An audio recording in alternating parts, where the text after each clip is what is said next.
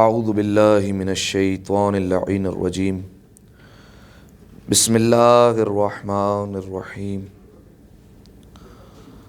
الحمد للہ الذی یخلق ولم یخلق ویرزق ولا یرزق ویطعم ولا یطعم ثم الصلاة والسلام علی عبدک ونبیک وصفیک ورسولک وخیرتک من الخلق ابی القاسم محمد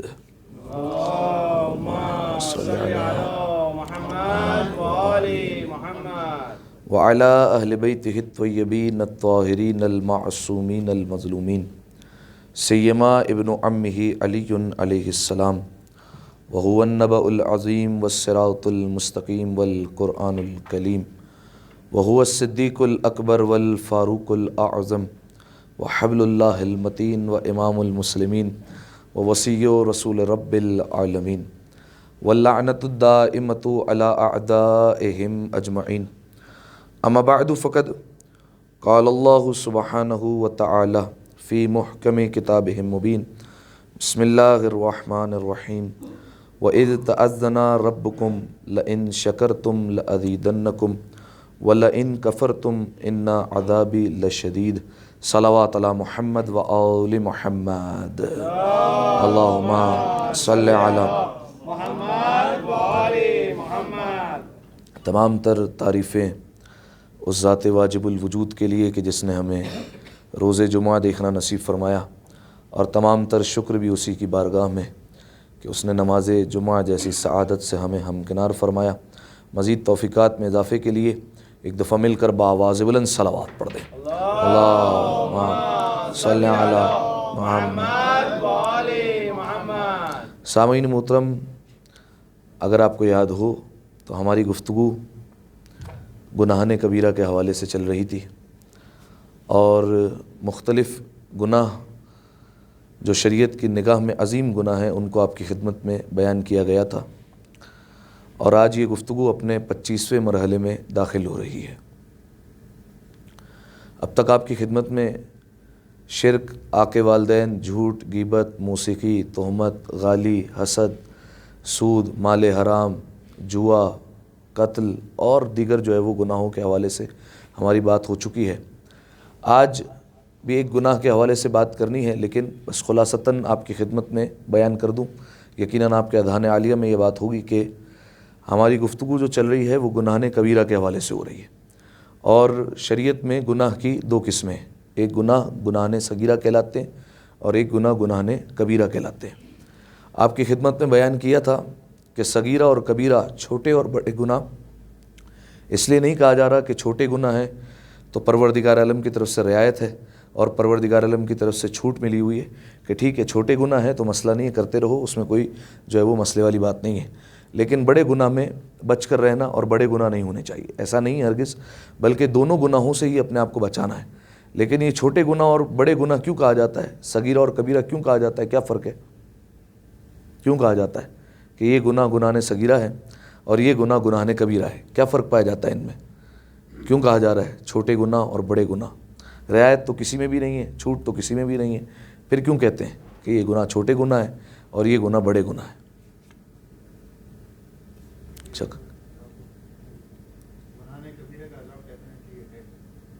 وہ تو گناہ صغیرہ کا بھی عذاب ڈیفینیٹلی ہے، ہاں جہنم ہے، ٹھیک ہے، یعنی گناہ کبیرہ پہ جہنم کنفرم ہے، گناہ صغیرہ پہ جہنم نہیں ملے گی۔ یعنی اگر انسان نے کر لیا تو ٹھیک ہے، ہو سکتا ہے اس کو دنیا میں پریشانی آ جائے، ہو سکتا ہے قبر میں جو ہے وہ تھوڑی بہت جو ہے وہ پٹائی وغیرہ ہو جائے، ہو سکتا ہے برزخ میں جو ہے وہ تھوڑے بہت معاملات ہو جائیں، لیکن بالآخر اگر قیامت میں جائے گا تو جہنم میں تو اس کو نہیں جانا ہے، ٹھیک ہے۔ لیکن گناہ کبیرہ میں معاملہ الٹا ہے، گناہ کبیرہ میں دنیا میں تو مصیبتیں آئیں گی آئیں گی، ہو سکتا ہے جو ہے وہ قبر میں بھی جو ہے وہ انسان اس گناہ کا عذاب بھگتے، لیکن اگر بالفرض پروردگار عالم کی طرف سے شفاعت نہیں ہوئی، صحیح ہے، یعنی اہل بیت علیہ السلام نے شفاعت نہیں کی، پروردگار عالم کی رحمت بھی شامل حال نہ ہوئی، اور قیامت کے میدان میں جب پہنچے تو عذاب بھگتتے بھگتتے بھی اس گناہ سے پاک نہیں ہوئے، کچھ گناہ کبیرہ رہ گئے، تو پھر یہ طے شدہ بات ہے کہ انسان کو جہنم میں ڈالا جائے گا، ٹھیک ہے۔ میں نے 3 صورتیں بیان کی کہ 3 صورتوں میں انسان کو گناہ کبیرہ میں جہنم نہیں ملے گی، وہ کون کون سی؟ کہ بالفرض اس نے گناہ کر لیا, اس کو دنیا میں ہی پریشانی آ گئی, قبر میں ہی عذاب بھگت لیا, جب میدان محشر میں پہنچا تو گناہ کبیرہ سے پاک ہو چکا تھا. ایک صورت کہ اب جہنم نہیں ملے گی کیونکہ پاک ہو چکا ہے آلریڈی, ٹھیک ہے. اور مومنین کے بارے میں یہی ہے کہ اکثر گناہوں سے جب وہ قیامت میں پہنچیں گے تو پاک ہو کر پہنچیں گے. دوسرا یہ ہے کہ نہیں, پاک تو نہیں ہوئے تھے لیکن پروردگار عالم کی رحمت شامل حال ہو گئی, اور پروردگار عالم کی رحمت ہو گئی, کیونکہ وہ دن ایسا دن ہوگا کہ اس دن شیطان کے جملے ہیں کہ شیطان یہ کہتا ہوا ملے گا کہ اتنی رحمت برسے گی, اتنی رحمت برسے گی پروردگار عالم کی, کہ شیطان یہ کہتا ہوا ملے گا کہ مجھے گمان ہوا اور میں یہ سوچنے لگا کہ اتنی پروردگار عالم کی رحمت کثیر ہے تو شاید آج اللہ مجھے بھی معاف کر دے گا, اتنی رحمت برسے گی, ٹھیک ہے. تو یہ یا تو پروردگار عالم کی رحمت شامل حال ہو جائے, اور تیسرا یہ کہ اہل بیت علیہ السلام شفاعت کر دیں, اہل بیت علیہ السلام کی سورس جو ہے وہ ہو جائے ہم تک, اور اہل بیت علیہ السلام کہیں کہ ٹھیک ہے بھائی یہ ہمارا بندہ ہے, اس نے کچھ اچھے کام بھی کیے, فقط گناہ نہیں کیے, اس نے فلاں جگہ پر بالفرض عزاداری میں خرچ بھی کیا تھا, لہذا کمپنسیٹ کر دو, ہم کہہ رہے ہیں اسے جانے دو, ٹھیک ہے. اب اہل بیت علیہ السلام کہتے ہیں تو وہی جو ہے وہ پروردگار عالم کی طرف سے قیامت کے دن مالک ہیں, وہی قیامت کے دن مختار ہیں. اگر وہ کہہ دیں تو یقیناً جو ہے وہ انسان بخشا جائے گا اور اس کی معافی ہو جائے گی. لیکن اگر یہ تینوں صورت حال نہ ہوئی تو پھر تو جو ہے وہ گناہ کبیرہ پر جہنم کنفرم ہے, ٹھیک ہے. ایک دفعہ صلوات پڑھیے مل کر بآواز بلند, اللہم صلی علی محمد و آل محمد, ٹھیک ہے. تو یہ فرق آپ کی خدمت میں بیان کر دیا کہ کچھ گناہ صغیرہ ہے اور کچھ گناہ کبیرہ ہے. گناہ کبیرہ پر جہنم کنفرم ہے اور گناہ صغیرہ پر جہنم نہیں ہے, دیگر عذاب انسان کو ملیں گے, ٹھیک ہے. اچھا اب انسان سوچے کہ یار چلو چھوٹا چھوٹا تو عذاب ہے گناہ صغیرہ پر, تو گناہ صغیرہ کر لیتے, مسئلہ نہیں ہے. نہیں, اس پر بھی میں نے آپ کی خدمت میں بیان کیا تھا کہ بعض گناہ ہوتے گناہ صغیرہ ہے لیکن وہ ہمیشہ صغیرہ رہتے نہیں ہیں بلکہ کبیرہ میں تبدیل ہو جاتے ہیں. کب تبدیل ہو جاتے ہیں؟ کہ جب انسان ان کو ہلکا سمجھے یا پھر جو ہے وہ ان کو بار بار کرتا رہے تو وہ آٹومیٹکلی جو ہے وہ گناہ کبیرہ بن جائیں گے, ٹھیک ہے. اچھا مختلف گناہ جو ہے وہ آپ کی خدمت میں بیان کیے. آج ایک اور گناہ جو گناہ کبیرہ میں سے ہے وہ آپ کی خدمت میں بیان کرنا ہے, وہ ہے کفران نعمت. یہ کیا ہوتا ہے کفران نعمت؟ ہاں, نعمت کا یا تو آپ کہہ لیجئے انکار کرنا, یا آپ کہہ لیجئے کہ نعمت کا پروردگار عالم نے نعمت دے دی لیکن اس کے ناشکری کرنا, ٹھیک ہے. کئی قومیں اس گناہ کی وجہ سے تباہ و برباد ہو گئی, ٹھیک ہے, اس ایک گناہ کی وجہ سے. انشاءاللہ اگلے خطبے میں آپ کے سامنے مثال دوں گا کہ کفران نعمت کے حوالے سے کہ کون کون سی قومیں تھیں جو تباہ ہو گئی اس گناہ میں ملوث ہونے کی وجہ سے. حالانکہ ہم جو ہے وہ اس کو چھوٹا سا بالکل معمولی گناہ سمجھتے ہیں. کئی مرتبہ ہم زبان سے جو ہے وہ ناشکری نہیں کر رہے ہوتے, عمل سے جو ہے وہ ناشکری ہو رہی ہوتی ہے, عمل سے جو ہے وہ ہم پروردگار عالم کا شکر کا انکار کر رہے ہوتے ہیں اور اس کی نعمتوں کا انکار کر رہے ہوتے ہیں, ٹھیک ہے. تو کئی قومیں ایسی ہیں کہ جو اس گناہ کی وجہ سے تباہ ہو گئی, وہ انشاءاللہ اگلے جمعے آپ کی خدمت میں بیان کروں گا. آج جو ہے وہ ذرا سی بات ہو جائے شکر پر پہلے, کہ پہلے انسان شکر تو سمجھ لے, جب شکر سمجھ میں آئے گا تو پھر جو ہے وہ اگلے اس میں ہم سمجھیں گے کہ یہ ناشکراپن کیا ہوتا ہے. پہلے شکر جو ہے وہ سمجھنا ضروری ہے, ٹھیک ہے. اچھا ایک آیت جو ہے وہ آپ کے سامنے میں نے سرنامہ کلام میں پڑھی, سورہ مبارکہ ابراہیم کی آیت ہے, آیت کا نشان 7 ہے. اس میں پروردگار عالم دو چیزیں بیان فرما رہا ہے, ٹھیک ہے. ایک تو یہ بیان فرما رہا ہے کہ نعمتوں میں اضافہ کرنا ہے تو کیسے کرنا ہے, ٹھیک ہے. ہر بندہ چاہتا ہے اور ہر بندہ چاہتا ہے اس کی نعمتوں میں اضافہ ہو جائے. کس کو آتے ہوئے ڈالر اچھے نہیں لگتے, کس کو بڑی گاڑی اچھی نہیں لگتی, ہر ایک کو جو ہے وہ گاڑی اچھی لگتی ہے, ہر ایک کو بڑا گھر اچھا لگتا ہے, ہر ایک کو نعمتیں اچھی لگتی ہے, ہر ایک کو اچھی اولاد اچھی لگتی ہے, ہر ایک کو جو ہے وہ نعمتیں اچھی لگتی ہے. پروردگار عالم نسخہ بیان کر رہا ہے نعمتوں میں اضافے کا. ایک دوسرا پروردگار عالم اس آیت میں بیان فرما رہا ہے کہ میرا شدید عذاب کن لوگوں کے لیے, ٹھیک ہے. دو چیزیں بیان فرما رہا ہے اس آیت میں. اب آیت کا ترجمہ سماعت فرمائیے. وَإِذْ تَأَذَّنَ رَبُّكُمْ, اور دیکھو تمہارے رب کی طرف سے اعلان کیا جا چکا ہے. کیا اعلان ہے؟ اب دو اعلانات ہیں پروردگار عالم کی طرف سے. لَإِن شَكَرْتُمْ لَأَزِيدَنَّكُمْ, اگر تم شکریہ ادا کرو گے تو میں ضرور تمہاری نعمتوں میں اضافہ کر دوں گا, ٹھیک ہے. یہ پہلا اعلان ہو گیا اللہ کی طرف سے کہ اگر نعمتوں میں اضافہ کرنا ہے تو کیا کرنا پڑے گا؟ شکریہ ادا کرنا پڑے گا, جزاکم اللہ. اور دوسرا اعلان پروردگار عالم کی طرف, وَلَئِن كَفَرْتُمْ إِنَّ عَذَابِي لَشَدِيدٌ, لیکن اگر تم نے کفران نعمت کیا نا, اگر تم نے تھوڑا سا انکار کیا, ناشکراپن کیا, ہماری نعمتوں کو تم جھٹلانے لگ گئے, تو پھر یاد رکھنا کہ ہمارا عذاب جو ہے وہ بڑا شدید ہے اور بڑا سخت ہے ہمارا عذاب. اس آیت پر آپ ذرا غور کیجئے. میں تھوڑی سی اس آیت کی اہمیت بتانا چاہ رہا ہوں کہ اس آیت کی اہمیت کیا ہے. دیکھیے سب سے پہلے تو یہ کہ اس آیت میں پروردگار عالم نے تاکید پیدا کی ہے, ٹھیک ہے. آپ جانتے ہیں ہر زبان میں تاکید پیدا کرنے کے, اپنے لہجے میں اثر پیدا کرنے کے کچھ طریقے ہوتے ہیں, صحیح ہے. جیسے بالفرض اردو زبان میں اگر کوئی اپنی بات میں وزن پیدا کرنا چاہتا ہو تو 2-3 دفعہ کہے گا بھائی یہ ہمارا کام ہو جانا چاہیے, ٹھیک ہے. ایک دفعہ کا, 2 منٹ بعد پھر کا, یار یہ ہمارا کام ہو جانا چاہیے. صحیح ہے. یہ بار بار کہنا کیوں بتا رہا ہے؟ بار بار کہنا اس بات کی طرف اشارہ ہے کہ انسان چاہ رہا ہے کہ اس کی بات میں وزن پیدا ہو جائے. یا یہ ہوگا کہ انسان جو ہے وہ بالفرض اردو زبان میں قسم دے دیتا ہے, صحیح ہے یار تمہیں تمہارے جو ہے وہ ابا کی قسم ہے, یہ ہمارا کام ہو جانا چاہیے. ٹھیک ہے, یہ جو ہے وہ قسم دے دی یا پروردگار عالم کی قسم دے دی. یہ کیوں دے رہا ہے؟ یہ اس لیے دے رہا ہے تاکہ اس کی جو ہے وہ بات میں وزن پیدا ہو جائے. اسی طریقے سے استاد اپنے شاگرد کو اگر کوئی کہتا ہے کہ یار یہ ہوم ورک ہو جانا چاہیے اور اگر نہیں ہوا تو تمہارے ابا سے شکایت کروں گا, یہ جو نہیں ہوا کے بعد جو جملہ ہے نا کہ تمہارے ابا سے شکایت کی جائے گی یا تمہیں سزا دی جائے گی, یہ اس بات کی طرف اشارہ ہے کہ انسان چاہ رہا ہے کہ اس کے بات میں جو ہے وہ وزن پیدا ہو جائے. ٹھیک ہے. اسی طریقے سے کلام عرب میں بھی کچھ طریقے ہیں اپنی بات میں وزن پیدا کرنے کے. ٹھیک ہے. حالانکہ آپ دیکھیے پروردگار عالم کو کوئی ضرورت نہیں کہ اپنی بات میں وہ وزن پیدا کرے اور اپنی بات میں جو ہے وہ تاکید پیدا کرے. اس نے کہہ دیا تو ہمیں کرنا ہے, لیکن وہ پھر بھی تاکید پیدا کر رہا ہے اور حکم کی اہمیت سمجھا رہا ہے کہ دیکھو حکم اتنا جو ہے وہ معمولی نہیں ہے جو میں تمہیں حکم دے رہا ہوں. ٹھیک ہے. اب کلام عرب میں تاکید پیدا کرنے کے کچھ طریقے میں آپ کے سامنے بیان کرتا ہوں, اللہ کرے یہ پہنچ جائے. دیکھیے ایک ہوتا ہے فعل. صحیح ہے. فعل کسے کہتے ہیں؟ انگلش میں جسے ہم ورب کہتے ہیں. صحیح ہے. اس کے اگر شروع میں عربی زبان میں اگر لام آ جائے نا تو اس کا مطلب ہے اللہ تاکید پیدا کر رہا ہے. صحیح ہے. ابھی میں مثال دیتا ہوں. دوسرا, ورب کے آخر میں اگر نون آ جائے تو یہ بھی دلالت کرتا ہے کہ اللہ تاکید پیدا کر رہا ہے. اور نون کے اوپر اگر تشدید آ رہی ہے, ٹھیک ہے, تشدید سمجھتے نا جو قرآن میں چھوٹا ڈبلیو لکھا ہوا ہوتا ہے. صحیح ہے. یہ اگر تشدید لکھی ہوئی آ رہی ہے اس کا مطلب ہے کہ پروردگار عالم ڈبل تاکید پیدا کر رہا ہے. صحیح ہے. اب میں آپ کو ایک اور مثال دیتا ہوں پھر اس آیت پہ آتے ہیں. ایک آیت ہے قرآن کی سورہ بقرہ میں, وَلَنَّبْلُوَنَّكُمْ, ہم تمہیں ضرور ضرور ضرور آزمائیں گے. ٹھیک ہے. یہ کیوں کہا؟ یہ میں نے 3 مرتبہ کیوں کہا ضرور ضرور ضرور آزمائیں گے؟ یہ بلا وجہ نہیں کہا. قرآن کا ترجمہ بلا وجہ نہیں کیا جاتا, اس کا کوئی نہ کوئی مقصد ہوتا ہے. اب آپ دیکھیں ورب کیا ہے, وہ ہے نبلوا, ہم آزمائیں گے. اب اس میں تاکید پیدا کرنی تھی تو اللہ نے شروع میں پہلے لگایا لام, لنبلوا, ہم ضرور آزمائیں گے. پھر اور تاکید پیدا کرنی تھی تو آخر میں لگایا نون, لنبلون. صحیح ہے. ہم ضرور ضرور آزمائیں گے.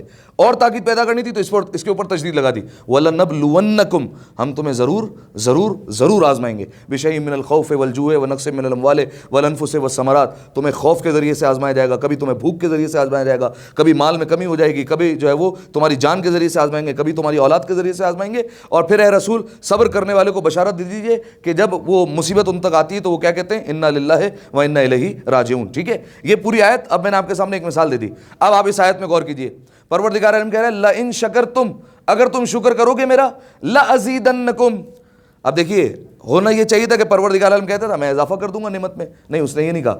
ازیدہ سے پہلے لگا ہے لام, لَأَزِيدَ, میں ضرور نعمت میں اضافہ کروں گا. لَأَزِيدَن, میں ضرور ضرور نعمتوں میں اضافہ کروں گا. پھر نون کے اوپر تشدید لگا دی, لَأَزِيدَنَّكُمْ, میں ضرور ضرور ضرور تمہاری نعمتوں میں اضافہ کروں گا. ٹھیک ہے. بات اگر پہنچی تو ایک دفعہ صلوات پڑھ دیں. اللہم صلی علی محمد لے محمد. جزاک اللہ. تو اس آیت میں پروردگار عالم نے 2 اعلانات فرمائے. پہلا اعلان پروردگار عالم کی طرف سے ہوا, دیکھو اگر تم اپنی نعمت میں اضافہ چاہتے ہو, اگر چاہتے ہو کہ میں تمہاری نعمتوں کو بڑھا دوں تو کیا کرنا ہے تمہیں میرا شکر کرنا ہے. وَلَئِن كَفَرْتُمْ, اچھا اس میں یہ نہیں ہے کہ انسان آپشن لے لے کہ اگر جو ہے وہ بالفرض نعمتوں میں اضافہ نہیں کروانا ہے, ٹھیک ہے, تو نہیں کروں گا شکریہ ادا. پروردگار عالم کا آپشن وغیرہ نہیں مل رہا ہے. اگر تم نے انکار کر دیا, وَلَئِن كَفَرْتُمْ, لیکن اگر تم نے شکر نہیں کیا اور ہماری نعمتوں کا کفران نعمت کیا نا, انکار کر دیا, اِنَّ عَذَابِي لَشَدِيدٌ, تو پھر میری پکڑ بڑی سخت ہے, میں جو ہے وہ سخت ترین عذاب دینے والا ہوں. صحیح ہے. اس میں آپشن جو ہے وہ پروردگار عالم نے نہیں دیا. بالفرض اگر کوئی بہت بڑا پاتھر ہو, وہ بولے ہمیں کیا ضرورت ہے بھائی شکر کرنے کی, اتنی نعمتیں, اب کسی چیز کی ضرورت ہی نہیں ہے, آنکھ بند کرتے نعمت آ جاتی ہے, اب کیا ضرورت ہے ہمیں. نہیں, آپشن نہیں دیا جا رہا. اگر جو ہے وہ اگر انکار کرے گا انسان تو پھر پروردگار عالم کا عذاب شدید ہے. اب میں آپ کے سامنے جو ہے وہ کچھ اور آیتیں پڑھتا ہوں قرآن کی, آپ دیکھیے کیا انسان کو واقعی شکر ادا کرنا چاہیے یا نہیں کرنا چاہیے. سورہ واقعہ کی آیت, افرأیتم الماء الذی تشربون, کیا تم اس پانی کو نہیں دیکھتے جسے تم گھونٹ گھونٹ کر کے پی رہے ہو, کیا تم اس پانی کی طرف غور نہیں کرتے, تمہارا کیا خیال ہے اس پانی کے بارے میں. انتم انزلتموہ, یہ پانی کیا تم نے بادلوں سے برسایا یا ہم نے بادلوں سے برسایا, تم اس کو نازل کرنے والے ہو یا اس پانی کو نازل کرنے والے ہم ہیں, کس نے پانی برسایا ہے. ٹھیک ہے. لو نشاء جعلناہ اجاجا فلولا تشکرون, اگر ہم چاہتے نا تو اس پانی کو کھارا بنا دیتے, اور اگر یہ پانی کھارا بن جاتا تو یہ تمہارے گلے سے نیچے بھی نہ اترتا, تمہارے حلق میں یہ پانی اٹک جاتا اگر ہم اسے کھارا بنا دیتے, لیکن ہم نے اسے تمہارے لیے میٹھا بنایا. فلولا تشکرون, اب بھی نہیں سمجھتے ہو کہ تمہیں شکر ادا کرنا چاہیے. ٹھیک ہے. ایک آیت.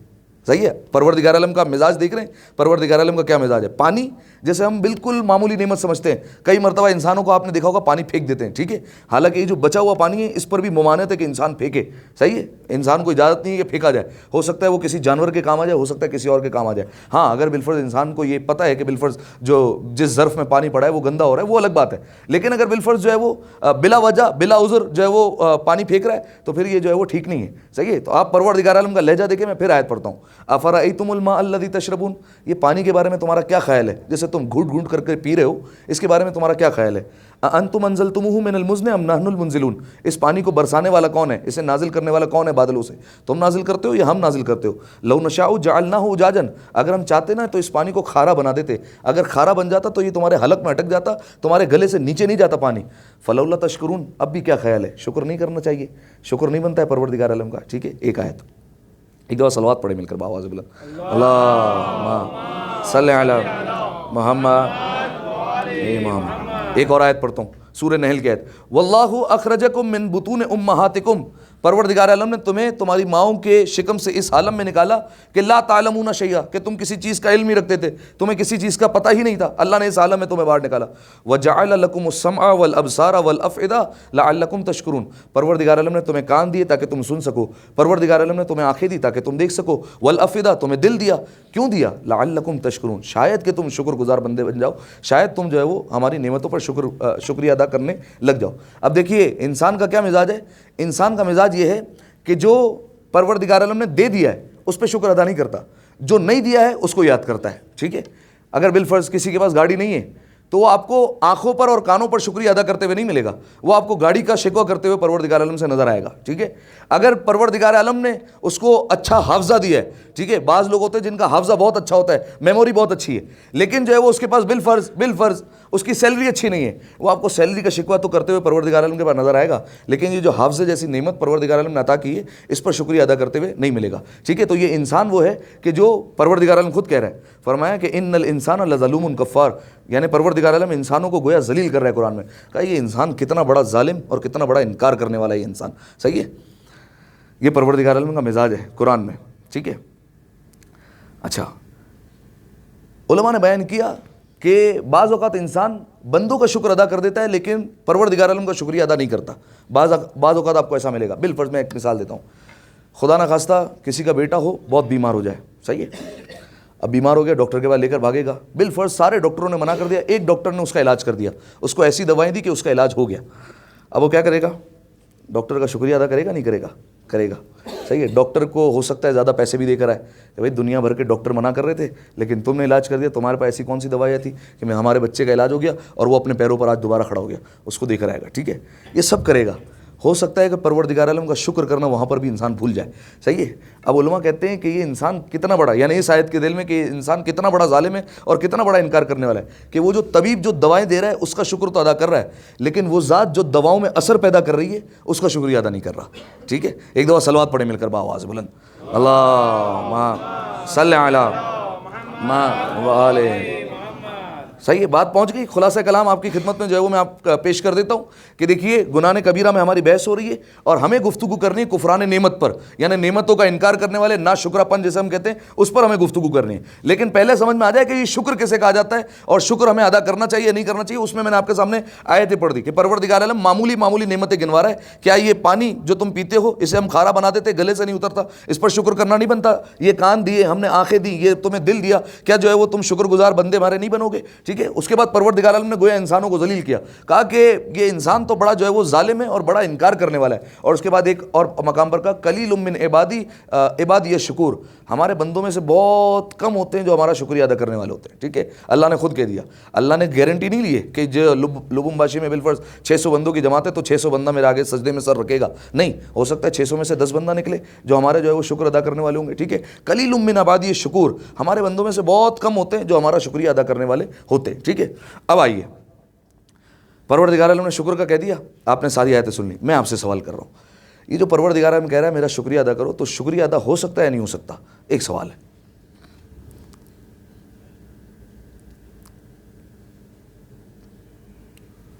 ہاں بھائی, مشکل سوال تو نہیں ہے یار, آسان سا سوال ہے, سیدھا سادہ ہاں یا نہ میں جواب دینا ہے.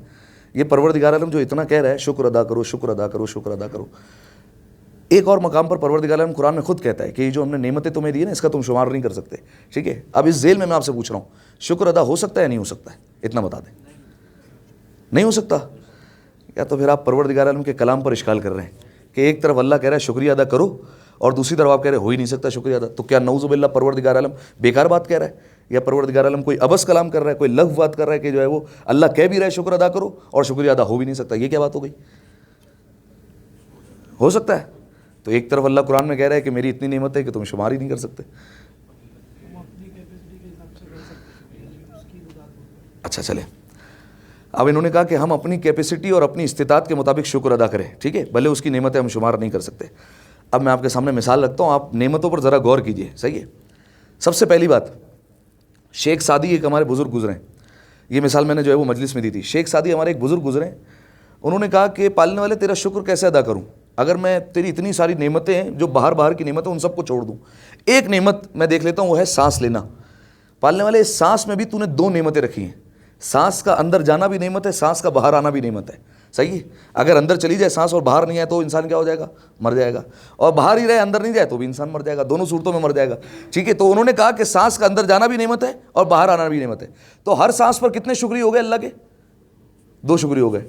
تو اب کیا کریں؟ انسان تسبیح پکڑ کر بیٹھ جائے، 1,00,000-2,00,000 دانے کی تسبیح بنا لے اور جو ہے وہ ہر سانس پر جو ہے وہ 2 مرتبہ جو ہے وہ کہتا رہے شکرن للہ شکرن للہ شکرن للہ. ٹھیک ہے. ایک بات یہ میں آپ کی جو ہے وہ حمایت میں کہہ رہا ہوں. جن لوگوں نے کہا کہ شکر ادا نہیں ہو سکتا ان لوگوں کے سپورٹ میں کہہ رہا ہوں کہ ان لوگ کی بھی جو ہے وہ بات کسی حد تک صحیح ہے کہ ہر سانس پر کیا جو ہے وہ 2 شکر کرنے بیٹھ جائے. ایک بات.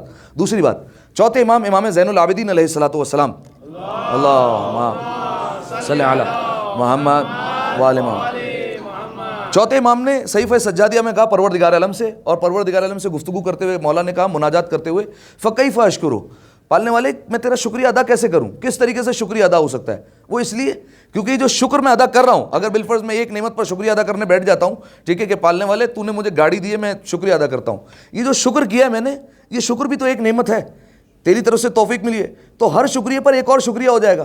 تو یہ تو سلسلہ چلتا رہے گا. بالفرض میں اگر گاڑی پر شکریہ ادا کرتا ہوں، ایک دفعہ کہتا ہوں شکرن للہ، تو یہ جو شکرن للہ کا ہے نا، یہ بلا وجہ نہیں کا ہے. پروردگار عالم پہلے ہی کہہ چکا ہے کہ بہت کم بندے شکریہ ادا کریں گے. تو یہ جو آپ کو نعمت ملی ہے تو یہ بھی تو اللہ کی طرف سے نعمت اتری ہے، تو اس پر بھی شکریہ ادا کریں. جب دوسری مرتبہ انسان کہے گا شکرن للہ پہلے شکرن للہ پر، تو یہ دوسرا شکرن للہ بھی تو اللہ کی طرف سے نعمت ہے، تو پھر تیسرا شکرن للہ کہیے. ٹھیک ہے. تو یہ انسان شکر کرتا جائے گا لیکن سلسلہ ختم نہیں ہوگا، قیامت تک سلسلہ چلتا رہے گا.